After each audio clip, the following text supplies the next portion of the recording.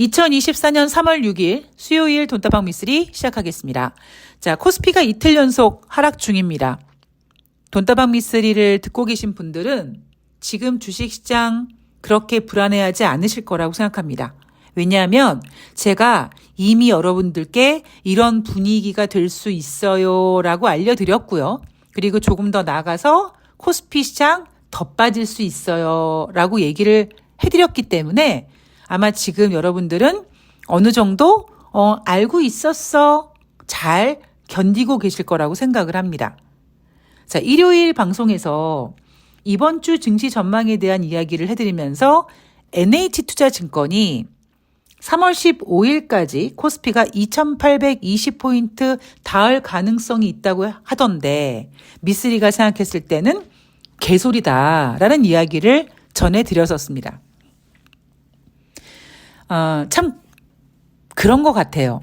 그러니까 주식시장이 조금 좋으면 더 간다고 설레발을 치고요. 그리고 주식시장이 조금 불안하면 더 빠질 거라고 지랄 예언병들을 합니다. 이런 상황 속에서 항상 가장 손해보는 투자 주체는 개인입니다. 왜냐하면요. 물론 기관들도 손해를 봅니다. 그러니까 로스커트하고 그러죠. 문제는 기관들이 손해보는 손실 금액은 자기 돈이 아니거든요. 그러니까 허접한 애널들이 설레발치고 지랄 연병할 때 거기에 휘둘려서 가장 피해를 보는 투자 주체는 개인일 수밖에 없고요. 그래서 돈다방 미쓰리는 지혜로운 투자자가 돼야 된다라는 말씀을 드리면서 앞으로 주식시장이 올라갈 거예요, 내려갈 거예요 라고 맞추는 게 중요한 게 아니라 지금 주식시장이 내가 지금 뛰어서 플레이어로 뛰고 있는 이 주식시장이 어떤 판인지를 아는 게 가장 중요하다.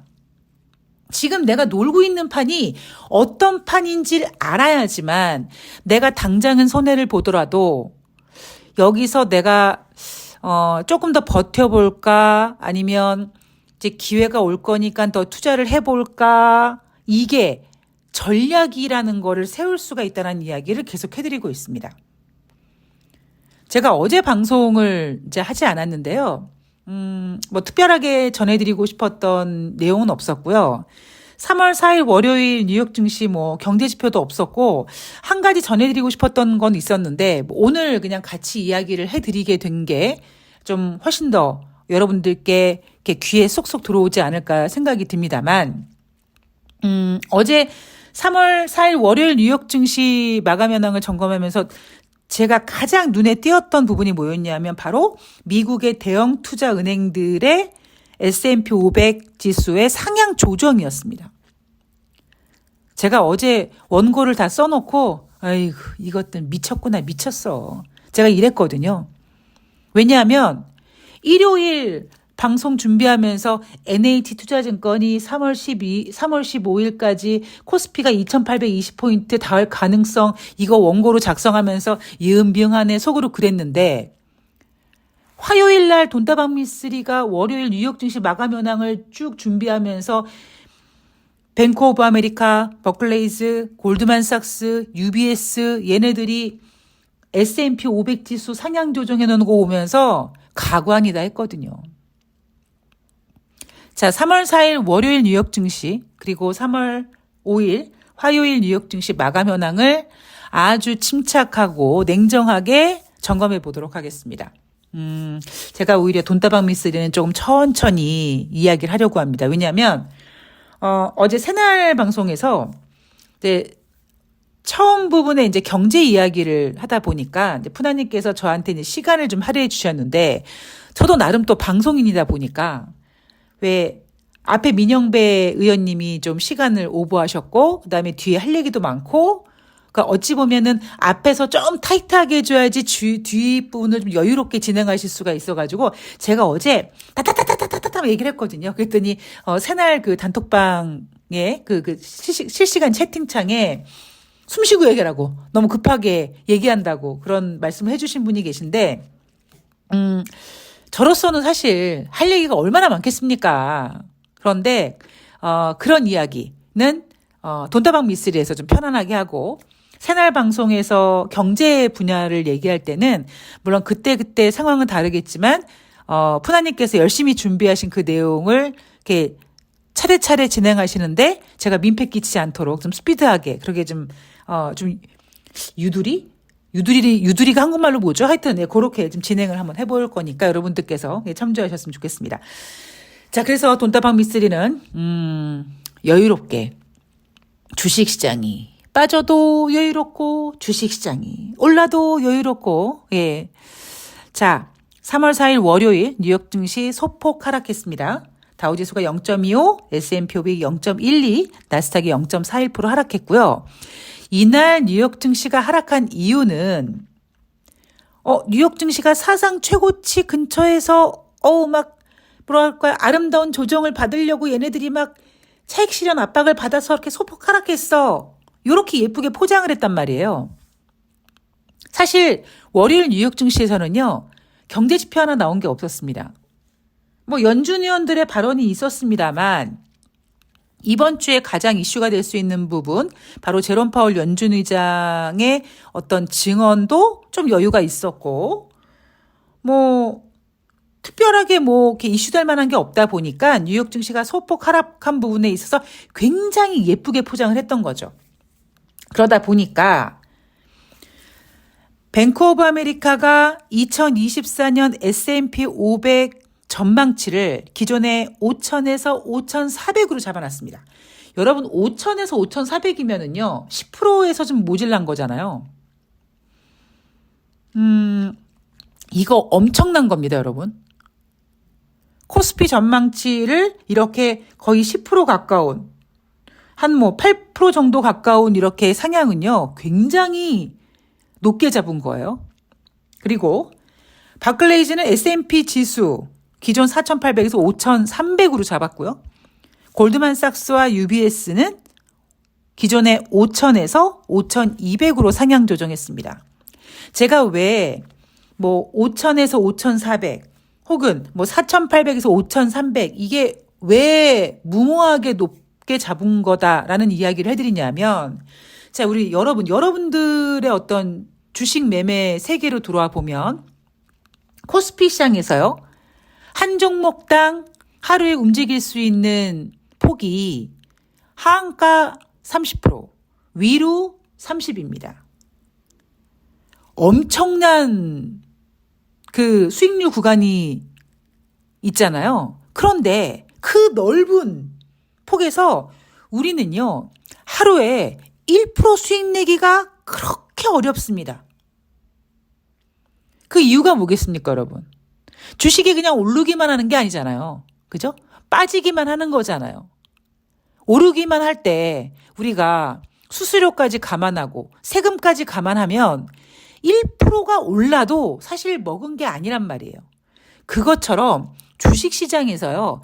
1% 수익을 낸다라는 것 자체가 상당히 힘든 일이에요. 만만한 일이 아니라고요. 그런데 S&P 500 지수를 5,000에서 5,400으로 잡는다고요? 굉장히 얘네가 무모한 짓을 하고 있는 거죠. 하다 이렇게까지 높이 올라와 있는 상태에서.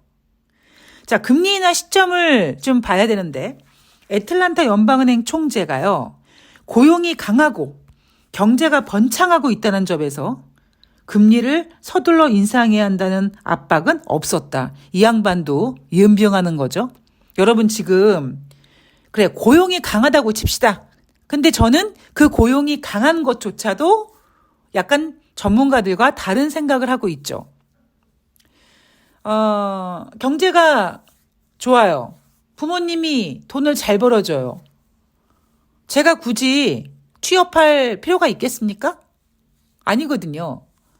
여하튼 고용 이야기는 여러분들께서 충분히 제 생각을 알고 계실 거라고 믿고 그러면 지금 미국 경제가 번창하고 있나요?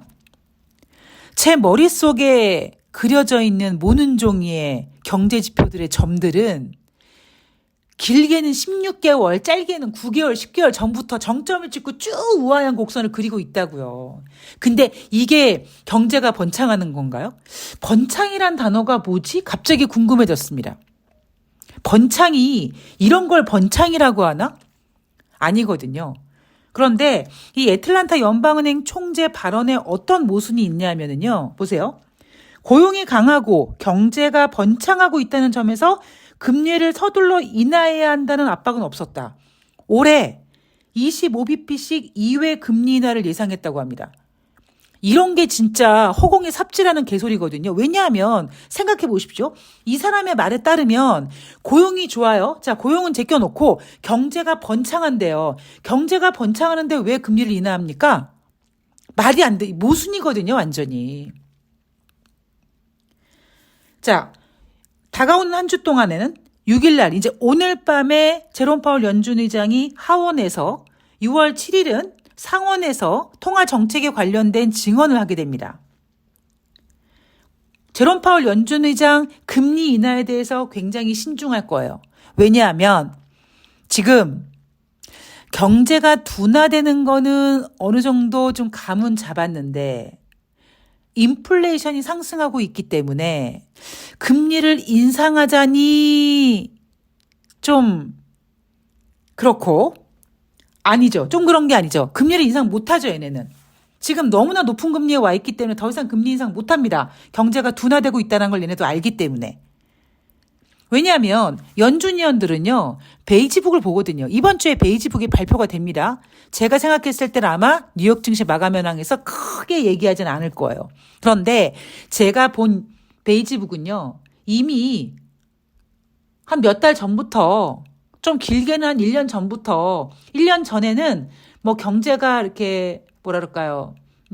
멈췄다. 뭐 변함이 없었다. 뭐 정체됐다. 이런 느낌이었는데 지금은 12개 지역 중에서 어디 부분은 고용이 안 좋고 어디 부분은 회복이 안 되고 있고 이런 베이지북이 발표가 되고 있습니다. 따라서 연준은 금리 인상을 할 수가 없는 상태고 인플레이션은 다시 올라가고 있습니다. 그런데 제롬 파월 연준 의장은 이번 통화 정책에서 금리 인하 이야기 쉽게 못할 겁니다. 참 여러분 아이러니하지 않습니까? 1년 전에는 제롬 파월 연준 의장이 이렇게 통화 정책 증언하면서 이번 3월 달에 우리 연준은 50bp 금리 인상할 거예요 라고 막 어깨 힘 빡 줬는데 그 다음 주에 실리콘밸리 뱅크 사태고 막 터졌는데 지금 1년 만에 가면서 금리를 인하해야 되나 마나 이러고 있으니까 참 재밌습니다. 전 그래서 주식이 재밌는 것 같아요. 자, 뉴욕 증시 전문가들은요. 연준이 6월 이전까지는 인플레이션이 둔화되고 있다는데 충분한 자신감을 갖기 어려울 것이다. 지금 금리 선물 시장에서 6월 달에 금리 인하 가능성 64.7%고요. 전일 70%였는데 지금 조금 내려왔었죠. 그런데 3월 5일 화요일 날 뉴욕 증시에서 6월 달 금리 인하 가능성은 69.8%입니다. 여러분 재밌잖아요. 얼마 전까지만 하더라도 작년 연말만 하더라도 뭐 연준이 3월 달에 금리 인하하고 뭐 그러니까 3월 달에 금리 인하 한다고 했는데 3월 달에 금리 인하 못 할 것 같네. 그럼 다음 기회에 그래서 5월 달에 금리 인하 할 것 같고 5월 달에 금리 인하 하려고 했는데 아니 못 할 것 같대. 자, 그럼 다음 기회에 6월 달 웃기고 있는 거예요, 얘네들 지금. 자, 중국의 경제 성장률 목표치 발표했죠. 5% 안팎이라고 했습니다. 5% 안팎이에요. 얘네들 진짜 저는 중국이 경제 성장률 발표할 때마다 얘네들 진짜 약간 능구랭이다라는 생각을 합니다. 왜냐하면 얘네들이요. 옛날에 고공행진할 때는 뭐 우리 중국의 경제 성장률 뭐 7%, 9% 뭐 이랬습니다.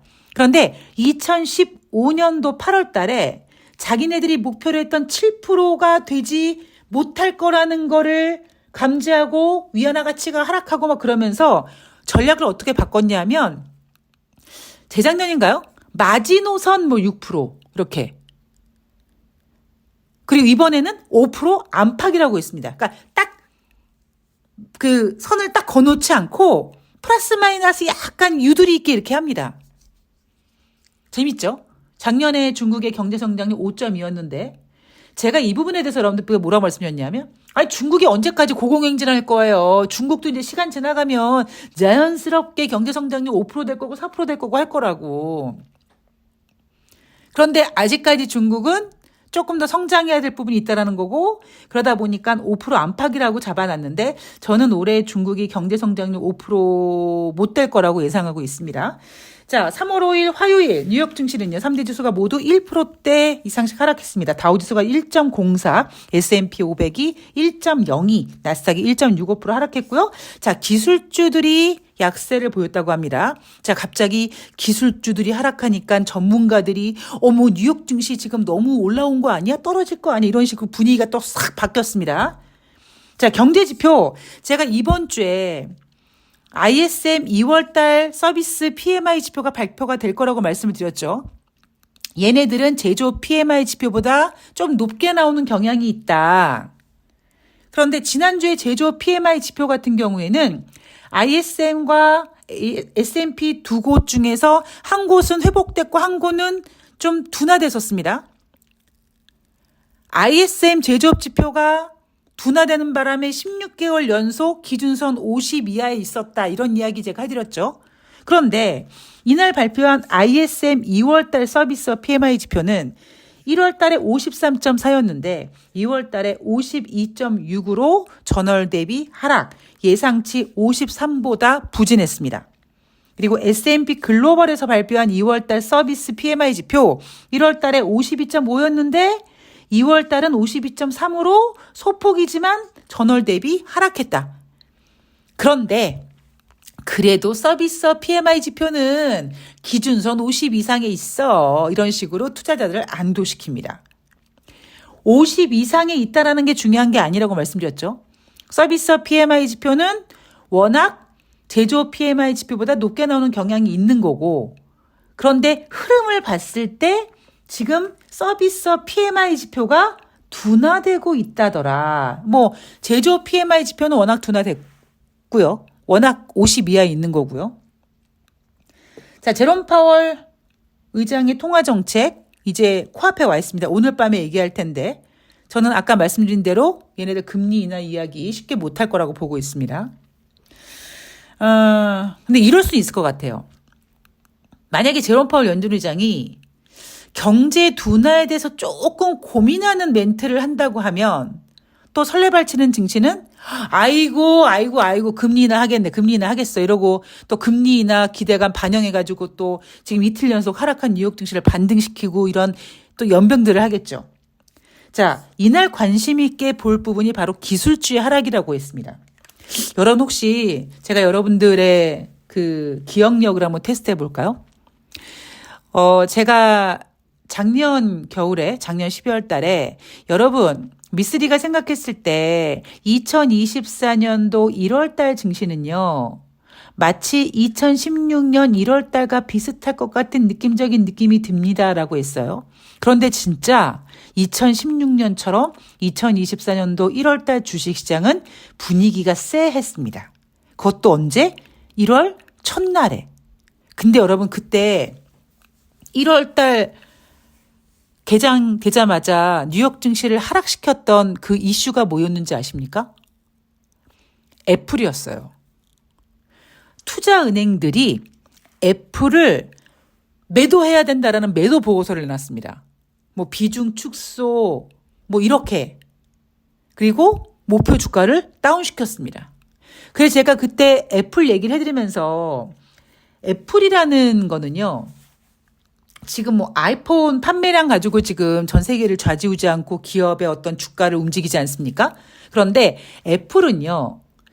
예전에 뭐 아이폰이라는 거를 만드네 뭐 이런 기대감으로 크게 커서 이미 이제 뭐 그 시가총액 1위를 하고 막 이랬던 종목이잖아요. 그러니까 기대감 때문에 일단 컸고 지금 애플은 뭐냐면 실질적으로 그 기대감이 제품을 만들어내서 상용화가 돼서 매출을 얼만큼 만들어내고 수익이 얼만큼 되는지 이제 가시화가 된 기업이란 말이에요.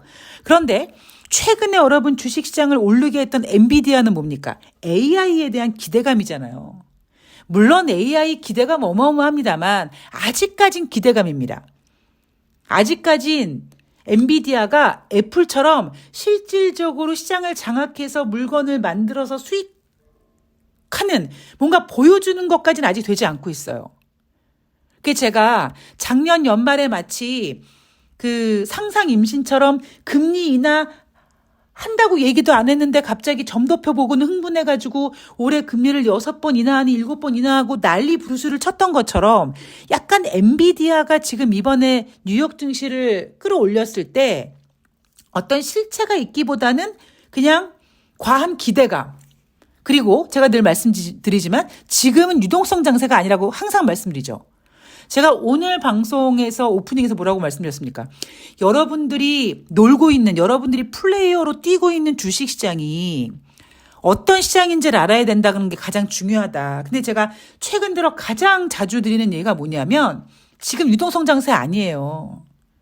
아니 지금 21세기에 들어와서 미국의 모기지론이 가장 높다고 하는데 미국 10년째 국채금리가 막 4.3% 이러고 있는데 이걸 어떻게 유동성 장세라고 할 수 있느냐. 이건 그냥 대통령 선거를 앞두고 그리고 애플이 아니라 애플은 이미 경제가 안 좋아질 거라는 걸 보여주고 있는 상황 속에서 애플을 믿으면 주식시장이 하락할 것 같으니까 기대감을 키워주는 엔비디아에다가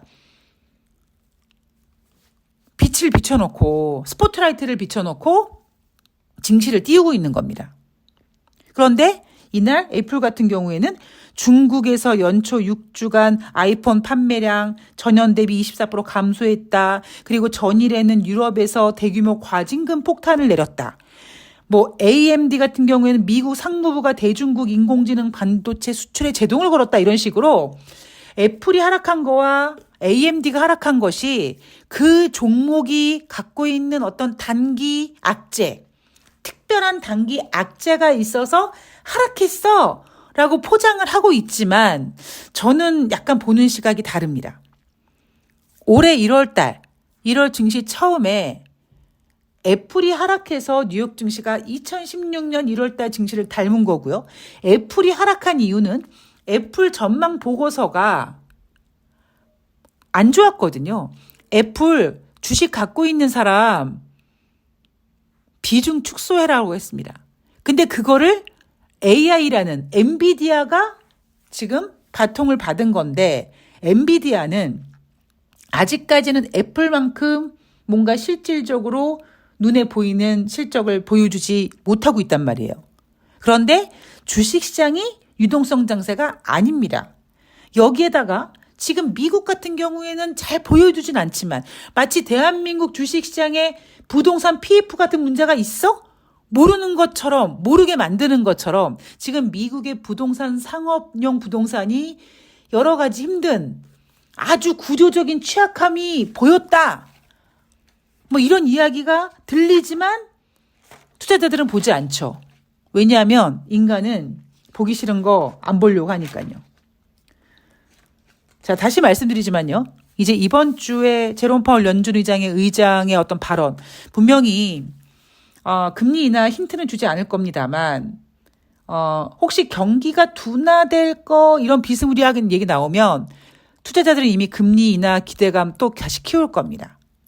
근데 저는 실질적으로 자연스러운 금리 인하는 생각하지 않고 있습니다. 우리가 보이지 않고 있는 우리가 여러분들이 예상하지 못하고 있는 어떤 부분에서 금리 인하를 빨리 야기하는 문제가 터지지 않을까라고 여전히 생각을 하고 있습니다. 자, 자세한 이야기는 또 내일 방송에서 해드리도록 하겠습니다. 저는 일단 내일 새날에 출몰 예정이고요. 그래도 오늘 과연 제롬 파월 연준 의장이 뭐라고 얘기하는지 잘 체크해서 내일 돈다방 미쓰리에서 뵙도록 하겠습니다. 요즘 주식시장이 좋아서 구독자도 좀 빠져나가고 하는데 여러분들이 돈다방 미쓰리 계속 듣고 싶으시면 좋아요도 눌러주시고요. 댓글도 달아주시고 하셔야 됩니다. 자, 저는 내일 방송에서 뵐게요. 고맙습니다.